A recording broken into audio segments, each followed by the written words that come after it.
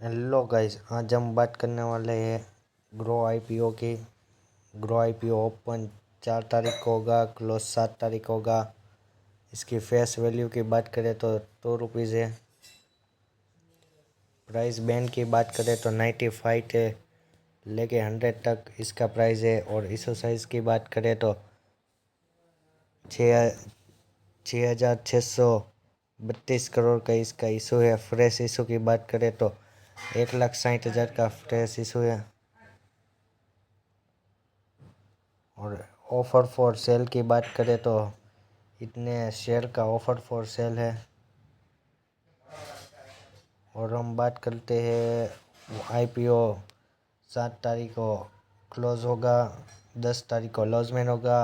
आपके पैसे 11 तारीख को वापस आ जाएंगे। और आईपीओ अनाउंसमेंट लगा है तो 11 तारीख को शेयर आ जाएंगे। लिस्टिंग की बात करें तो 12 नवंबर लिस्टिंग होगा इसका। और ग्रे मार्केट प्रीमियम की बात करें तो आज का ग्रे मार्केट प्रीमियम आप सब देख सकते हैं। वीडियो अच्छा लगा हो तो सब्सक्राइब कर लेना।